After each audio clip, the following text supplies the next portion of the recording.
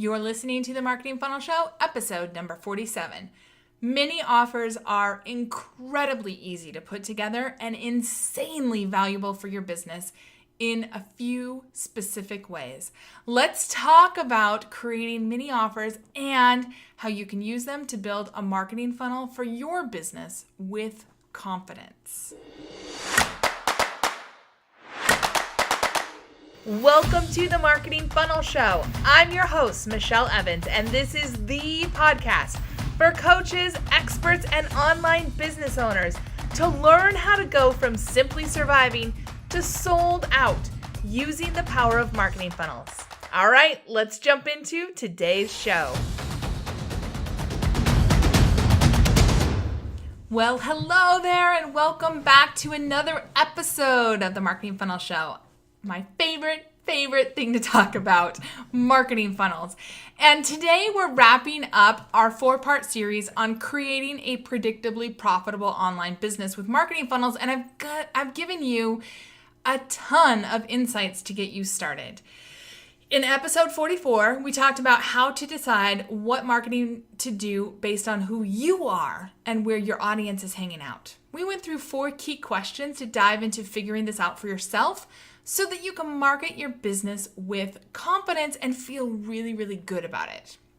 In episode 45, we then talked about 3 keys to a predictably profitable online business, and these are things that absolutely anyone can do, even if you think you're not good at marketing, even if you think marketing is not in your wheelhouse. These are about getting focused on the problem and the transformation and the offer, right? So go listen to that if you haven't listened to it already. In episode number 46, we talked about setting the stage for your offer and taking your audience from opt-in to sale by priming them to get them ready for your offer and how to build new beliefs and how to get them ready so that when they jump on the phone with you, they say, I need to work with you. Or when they come to your webinar or your event or hit your sales page, they're already like 95% sold on working with you, right? It's really, really important to do that through your marketing funnel. Honestly, it attracts the best customers to you. And it also makes the whole thing fun and non-salesy and really valuable so that everybody feels really, really good at the end. And so if you missed any of those episodes, I'll link to them in today's show notes, and I encourage you to go back and listen. You can find today's show notes at themarketingfunnelshow.com/47. And so that brings us to today and talking about offers. So a lot of times when I have a new client or student who wants to build a marketing funnel, they run into a roadblock, a major roadblock, at least one, if not multiple. And I've run into roadblocks before too. And that is, what should I build my marketing funnel around? What's my offer? What's an offer that somebody wants to buy? Because no one wants to go to all the trouble of creating a marketing funnel for an offer that no one wants to buy, right? But we get into this chicken and egg situation.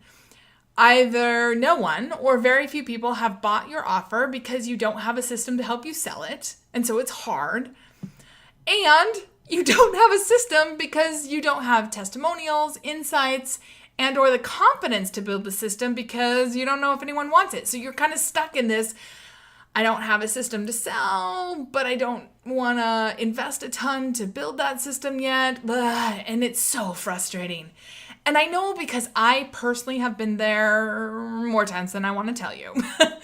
And when I wanted to transition, most recently, when I wanted to transition from only offering my one-on-one services to clients into offering my one-on-one services, but I also wanted to offer a course, I personally ran into these roadblocks. So I was thinking about my course because I was like, I know how to sell my one-on-one stuff, but if I'm doing a course, that's not one-on-one work. So, I ran into 5 big roadblocks right away. Roadblock number 1, does anyone even want to learn about marketing funnels? That was the biggest question for me. Roadblock number 2, how do people feel about marketing funnels? Roadblock number 3, what do people want to learn about marketing funnels? Because, if you're buying a course, that's different than investing in someone one-on-one to actually build out a marketing funnel. So I needed to understand that market. Roadblock number 4, I only had testimonials from one-on-one clients. So how do I get testimonials for my course when no one's taken this course or before I've even built the course, right? And then roadblock number 5, what kind of bonuses will make my course a no-brainer to buy? So there were actually a lot more roadblocks than that, but I'm not gonna put roadblocks in your head. I'm sure you could think of your own, right? And I'm sure, if you have ever wanted to roll out a new offer, like a new product that you wanted to offer, a new program or a new service, you've probably run into one or more of these roadblocks as well, right? I mean, the testimonial one alone really stumped me for a bit. And I don't know about you, but it's hard for me to get excited about building out a full marketing funnel on a hope and a prayer and, a gut feeling that this is going to be a great thing. Because I've had full launches of products. Back in 2013, I launched a product that I literally couldn't even give away, much less sell. And so I've done that, the hope and a prayer marketing, and I don't like that approach at all. And I know, yes, I love funnels, and yes, I know they work, and yes, I've built lots and lots and lots of funnels over time, but the truth is, it's a lot of work. Like, you have to dive in, you have to think about your audience, you have to think about all sorts of things, and then you need to put the system together. And I want to know that people will actually buy my thing, because even if it's only going to take me, 6 hours to put together my marketing funnel, I still want to know that at the end of that 6 hours, that wasn't just like me, dinking around on my computer for 6 hours. I want it to work. Do you feel that way too? I mean, one thing that I know that I personally struggled with and thought for a really, really long time, and you may think this too, is that I needed to be big, fancy, and expensive to be successful. Right? I felt like I really had to overinvest in my marketing funnel to be successful. And it was a massive blocker for me for a really, really long time, because I was like, okay, how can I be successful if I don't have all the fancy stuff out there? But I don't want to overinvest in something I don't know if it's going to work. How do I get all the fancy stuff without clients, without money, without success that I felt like I needed? And honestly, it was all just fear. It was all just me feeling not good enough and letting that sort of take over my thoughts and not sort of thinking outside the expensive, I need to hire some video production company marketing funnel and say, how can I make this simple and how can I make it work now? And what I found is that the secret is to really serve my audience. That's the secret to a good marketing funnel, is to serve, to truly understand my audience and to truly understand what they're struggling with, because even the best tools, the best team, the best design out there, without knowing my audience and what they're dreaming of and how my offer is going to really help them, no amount of fancy marketing is ever going to get them to buy. No fancy marketing, you could go hire the best marketers that money could buy you. If you don't have a message and an offer that people resonate with and want to buy, it doesn't matter how much you spend on marketing. And I'm just going to be really honest with you, ugly marketing that hits your audience, right in the heart, that'll work so much better than fancy pants marketing that doesn't. In fact, you could have all the best stuff out there. You could have an expert coach, the best design, the best tools that money can buy, but without knowing the specific problem, which is what we've been talking about in this series. Without knowing the specific problem your audience has and the transformation they truly desire and the beliefs that they have there, you're going to end up creating an expensive big old mess. And I know because I've done it. So let me give you an example of what I'm talking about that's totally outside of online business. So one of my guilty pleasure favorite shows lately, and this show literally kills me because it is so hilarious, is Nailed It on Netflix. Have you seen it? If you haven't and you just want to absolutely have a laugh, check it out tonight because you're going to laugh so hard, you're going to literally cry. And here's how the show works, just quickly.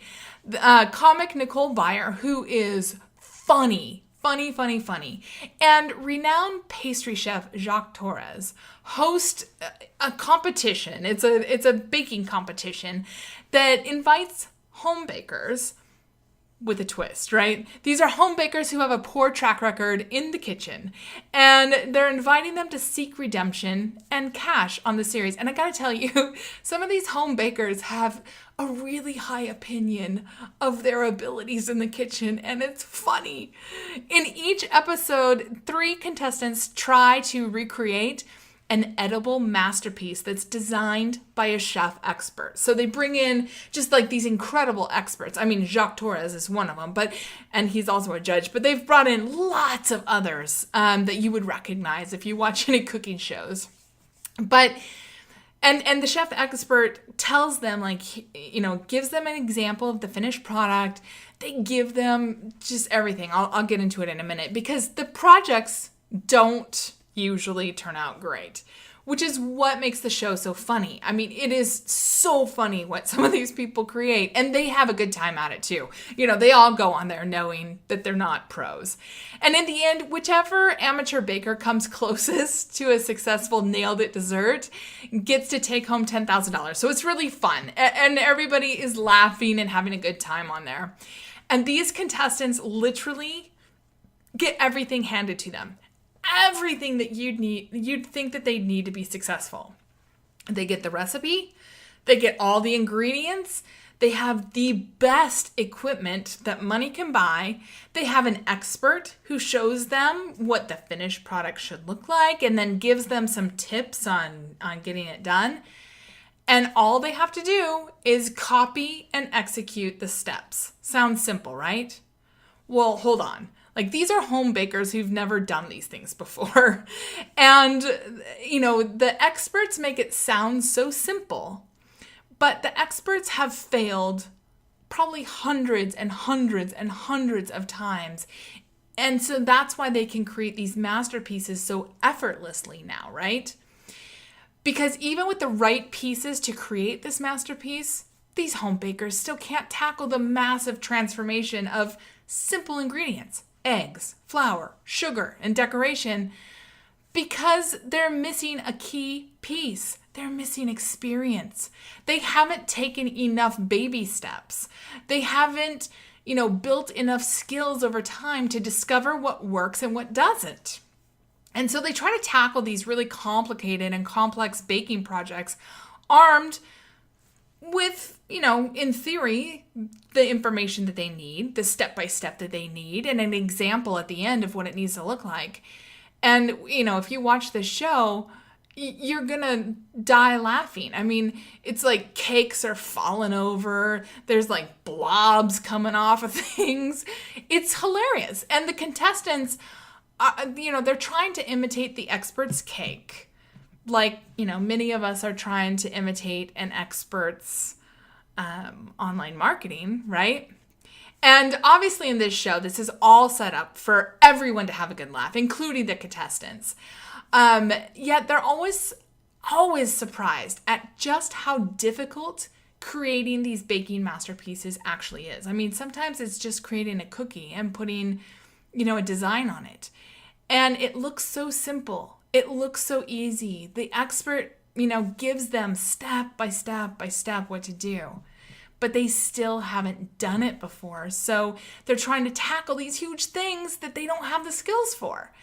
And if we bring this back to our business, I mean, how many times have you and I tried to imitate some expert marketing system only to end up with a big blob of yucky marketing that doesn't work? Because we haven't built those skills, right? I mean, I told you about, in a previous episode, I told you how I was trying to imitate my 7-figure-a-year mentor. So that was in episode 44. She was trying to make me into a mini her she went out to events and she sold herself left, right, and center. So successful. Multi 7 figures a year. And she was like, just do what I do and you'll be successful too. But for me, I ended up with a hot mess of a business that nobody wanted to buy. Nobody wanted my thing. Why? That's, it's like somebody can give you an exact blueprint. They can tell you exactly what to do. They can give you email templates or a screen grab of their marketing funnel or their entire marketing playbook. And even if you try to exactly replicate it, it's not going to work for you because they're not you, you're not them. Their audience is not your audience. Their energy is the best use of their talents, not yours. And that's why it's so important and why I've gone through this whole series with you. Because, yes, there are things that you can put into place to make a marketing funnel work for you. But you still have to bring you.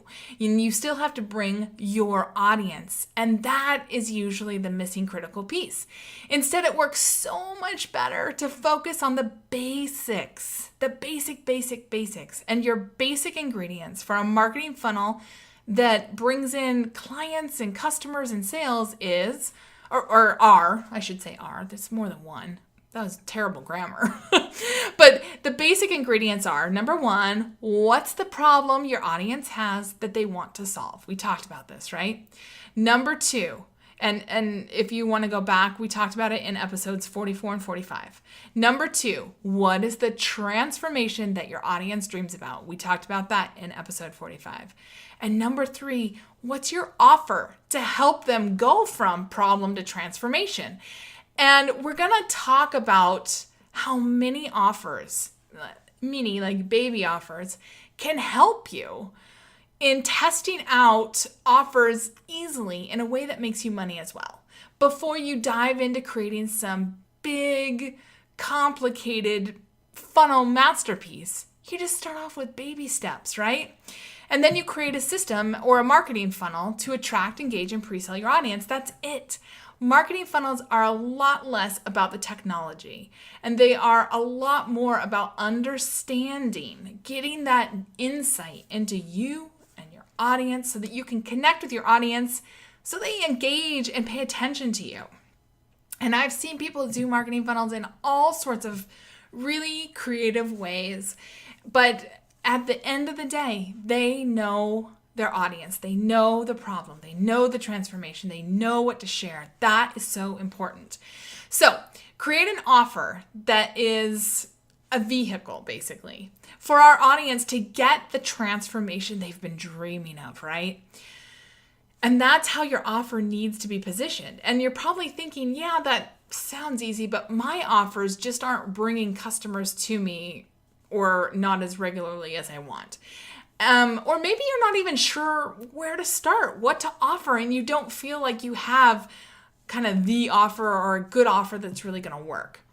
When you're first trying to figure out what people really want to buy, it can seem really overwhelming and frustrating. But that's usually because people don't start at the problem and the transformation. Usually I see people trying to figure out a great offer without any insights.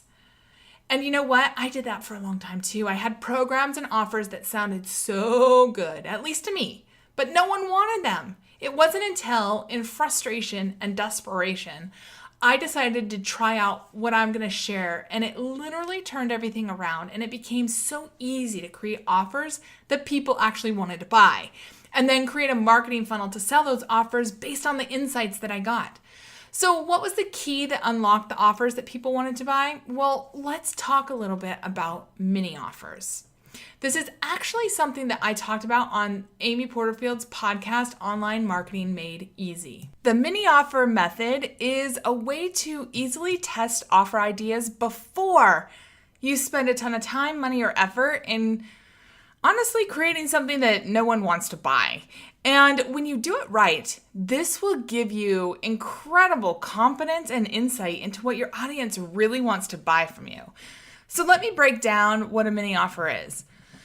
So again, I wanted to switch from only doing one-on-one work, and one-on-one clients that were spending, they were investing at least $5,000, but some of them were $15,000 to $20,000 for a funnel to build together. And when you go from that to offering a course, I needed different insights. I needed to know kind of what people wanted to learn instead of, why people wanted to work with me. But I kept telling myself I just was not ready. That I'd tried to launch a course in 2013 and it failed miserably. So this time I wanted to know that my course would be a sure thing before I dove in and spent all the time and effort to create it. I wanted to know that my course would sell, first of all, and I wanted to know that it would help people, and I wanted to know that people would actually pay for it before, again, I spent a ton of time and money to build it out, because if you've never built a course, it takes an enormous amount of time just thinking through everything, scripting everything out, deciding how you're going to record it, all that stuff.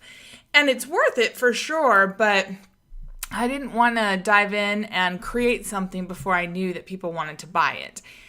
And because that's what I did in 2013 is I created something I wanted to create and really nobody wanted it. It didn't meet a need of anybody.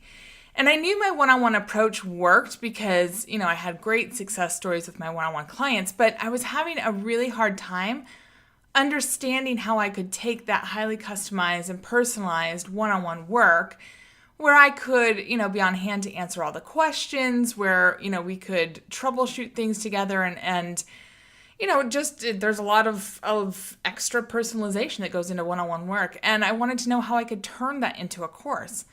So I decided to do something really different. And this time I decided to test out a bunch of mini offers before I built anything into a course to see what people actually wanted to buy instead of, again, me just coming up with it on my own, in my own office with my own brain. And it absolutely blew my socks off how well this worked. So here's what I did. I went into different Facebook groups where, people like my audience hang out. And I took a look at a lot of the discussions that people were having and the questions that people had. And I found a few questions that I could quickly and easily solve. And I created a mini offer. And my criteria for the mini offer was that it had to be less than 2 hours for me to fulfill and be less than $200 for people to buy. And I kept the whole process super simple. There were some quick hit offers that really didn't require a lot of time or money. Some of them were, as little as like $17 or $27. And then I tested the mini offer out, with my email list and in Facebook groups that allowed promotional posts. And so, I'd put together these little mini offers. I put it out there. Really, I didn't have much other than either the email and like a PayPal link or maybe a super simple sales page that just kind of laid out what they would get and who it was for and all that kind of stuff. But I really didn't want to put a lot of time and effort into these mini offers, like, having, like worksheets created or hiring a graphic designer or anything like that, because I was still trying to figure out, does anybody want to buy this stuff? And I quickly discovered which mini offers worked the best and what people responded to and what they did not respond to. And so that gave me some great insights. And because these were paid things and not free things, I knew that people would actually plunk money down for this stuff. And then a few of my mini offers, people started to say like, oh my gosh, I would pay so much more for this, right? And here's the biggest key. After each mini offer, I'd ask my customer who bought it just a few key questions. So for many of them, I would offer a free 20 or 30 minute follow-up call where they could ask me questions because, again, this was like me getting paid to do market research and them getting a ton of value. And so when I got on the phone, I would let them ask a question or two, and then I had some questions that I wanted to ask, and they knew this before we got on the phone. And it just really helped me further understand what people were thinking, what they were struggling with, what they wanted, and what they really, really wanted, and what they didn't really care about.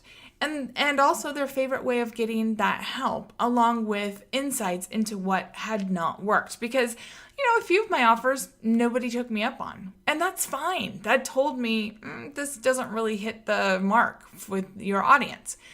So I got a ton of audience insights that honestly I never would have gotten on my own. And I don't think that I would have gotten these same insights if I had offered these things for free. I did offer probably 10 mini offers for free to kind of get it started. And I had some good insights from that. But what I found is that it was, people who just wanted something for free, not necessarily people who would have ever purchased anything. And so I quickly decided after I gave away about 10 video reviews for free, I was like, no, I need to charge for this because I need to get better insights into what people will purchase. Because when I gave it for free, I had a whole bunch of people who took me up on the free, and then they were like, I'd ask them, what have you invested in? Oh, nothing. I just like to, read blog posts or whatever. So these were people that would never buy a course anyway. And so I didn't want those insights. I wanted insights from people who were willing to invest.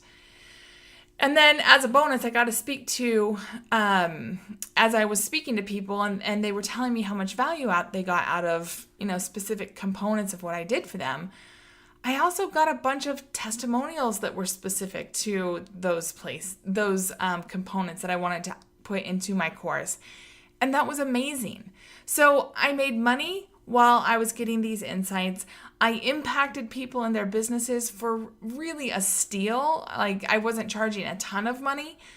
But it was a win-win-win all around. And I discovered things did not have to be perfectly set up to truly help others and to get the insights I needed. I didn't need to stop my business and go broke trying to overinvest and figure this out.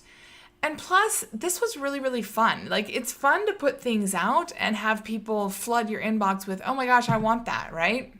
So big lesson, if you're trying something new or you're trying to figure out a marketing message or a marketing hook or something that really works for you in your business, I really want you to just think about nailed it, right? Don't try to create something huge right away. So no big marketing, no big spending, no big anything. Instead, start with a mini offer. Start, get the insights, build up your knowledge of what your audience wants from you. See what people will pay for and go from there. Start small, test, tweak, learn, tweak, just keep testing and keep moving forward with little baby steps. And eventually you're going to find big success because you're going to find what really hits the mark with people. And it probably is not what you think. That's what I always find out with me, with my clients. And I know a lot of my students find that out as well. And this helped me build my marketing funnel step by step with total confidence, knowing, what to say, what pain points to hit, what to offer, and what my audience was looking for.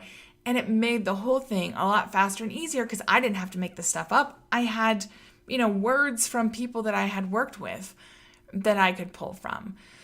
Nikki Elledge Brown calls it a word bank. And for a long time, I was like, how do you build up this word bank? Well, with mini offers, it was so easy. I had, words oozing out of my word bank left and right. It was awesome. If you'd like to dive further into how many offers can help you create offers that people can't wait to buy, to get testimonials for, your product, your program, or your service, and to get insights from people who actually are willing to pay that help you build a marketing funnel with confidence, I'll link to my interview with Amy Porterfield in today's show notes and the blog post that I put together for that interview in today's show notes, where you can see a screenshot of a few things that I did. And you can find those at themarketingfunnelshow.com/47. So at the end of this episode, I've got a question for you. Isn't it time for you to create your first profitable marketing funnel? And today I showed you how you could have, a mini offers and figure out that funnel so easily. But you can also create mini funnels that you can just build on as you get these insights to attract leads, to nurture them into fans, and to convert them into sales automatically. It's so possible, even if you think you're not good at marketing. And in fact, in the blog post that I'm linking to in today's show notes, I'll show you one of my mini offers that is still up to this day. And, I don't really do anything for that mini offer. It's for how to pitch yourself as a podcast guest. And then there's a little mini offer after people opt in. This is one of the easiest and fastest marketing funnels that you can build. It's called a cash infusion marketing funnel. And it builds your list and you make money so that you don't have to go into debt or worry that what you're putting out there is going to steal from your savings account or your, monthly budget, because you have this cash infusion that basically all the money that comes in for that, I put right back into, ads or other things to build my list. And so it really becomes this cash infusion where I don't have to do a lot and I make sales every single day with it. It's awesome. So you can go take a look at that at today's show notes and you can see the blog post. And it's so possible, even if you think you're not good at marketing, you don't have to be good at marketing. You have to be good at listening and asking questions and learning from what your market is telling you. So today we talked about the four keys today we talked about the mini offer, that really you can do this right now. Like, you could go into some Facebook groups, you can find a problem or two that you can easily solve, and you could put together a really fast and quick mini offer and just see what happens. And, it just starts with you knowing what problem you want to solve or problems you want to try solving and how you show up best, and just put some stuff out there and see what people respond to. If you're ready to get serious about creating a consistent flow of leads and sales in your business, jump on over to today's show notes and take the marketing funnel quiz. You'll discover your perfect marketing funnel with just a few simple questions, and I'll even give you free training into how to get that funnel up and running fast. So again, have a really fantastic week, and I'll see you back here next week, same time, same place, on another great episode of The Marketing Funnel Show. See you then.